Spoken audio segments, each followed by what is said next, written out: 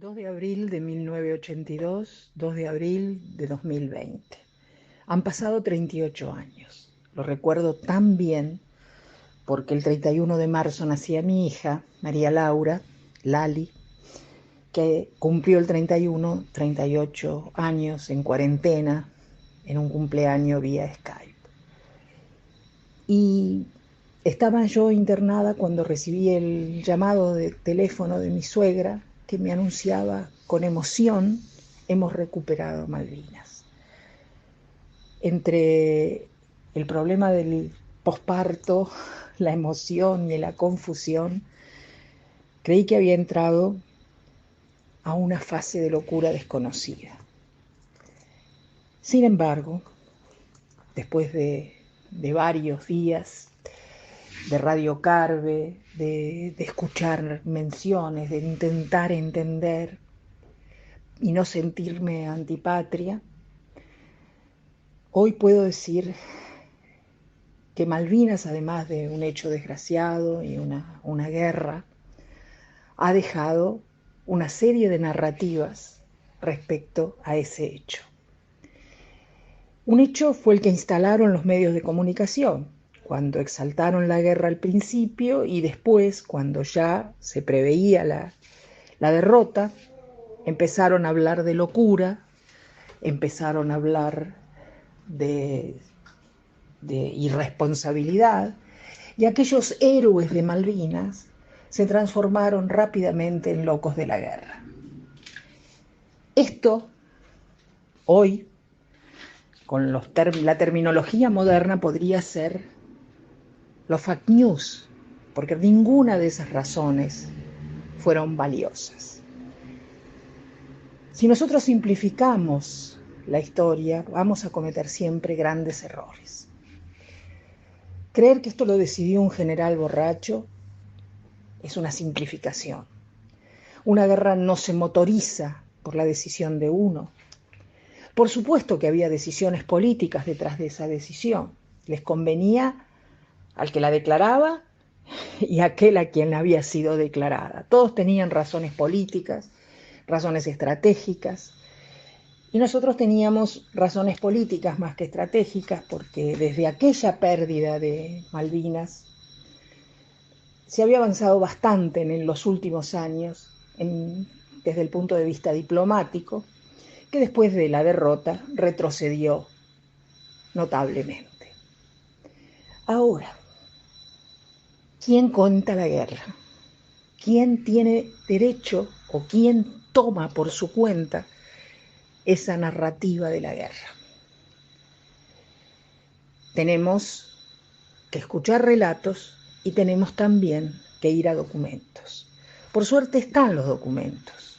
Documentos que a veces aparecieron y después desaparecieron, como el informe Rattenbach, que analizaba las causas de la guerra y que ponía penas máximas y un código militar muy duro para los que tomaron la decisión.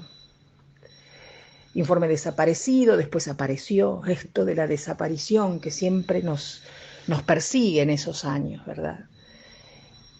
Hubo gente, porque si nosotros pensamos que solamente fue la decisión de un ejecutivo dictatorial que toma una decisión y el pueblo está en contra, uno lo entiende, pero resulta que el pueblo no estaba en contra. Primero habría que hablar de la categoría del pueblo, pero las plazas estaban llenas.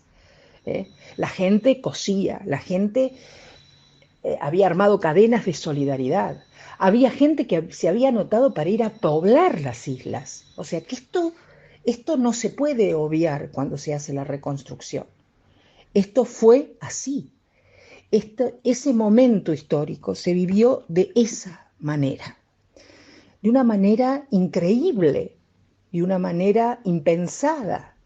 Pero en esa comunidad construida, imaginada, que es la patria, las Malvinas, más allá del derecho legítimo que nos ampara, eran argentinas. Y a ese sentimiento se apelaba a través de la marcha, que había sido hecha antes de la guerra, pero que nos la pasaban permanentemente durante la guerra. También La hermanita perdida de Félix Luna había sido antes de la guerra. También en la escuela las dibujábamos como parte de nuestro mapa. También sentíamos que formaba parte.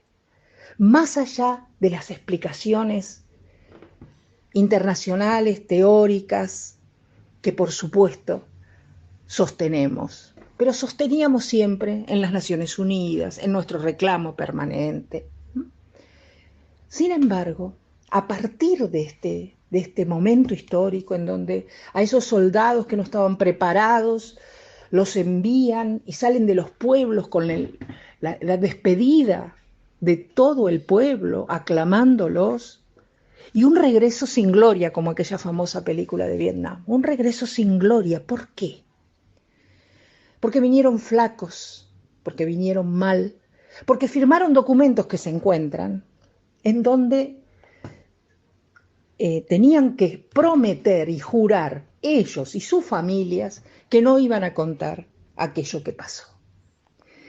Por eso, en estos últimos tiempos, está totalmente establecido que es muy difícil llorar al muerto si al muerto no se lo ve tangiblemente. Hemos hecho un acto de reparación, que creo que de los últimos es uno de los mejores. Es primero darle voz a los sobrevivientes en base de testimonios y de muchos relatos que han sido escritos. La gente de Morón, la gente de La Plata, la gente de Tucumán, la gente de todos lados ha rescatado a estos sobrevivientes. Pero también le han dado a las familias de los sobrevivientes el derecho de reconocer a sus muertos que descansaban en las Malvinas. Vino todo ese problema entre que no son desaparecidos, son héroes, esa grieta innecesaria que después se dejó de lado, y todos aplaudimos con gran felicidad ese reencuentro que las madres tuvieron con sus hijos para poder poner en la lápida sus nombres en el cementerio de Darwin.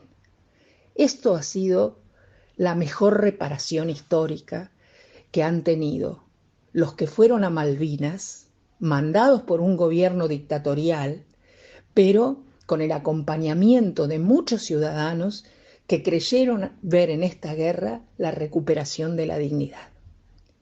Eso fue Malvinas. Esto es el recuerdo.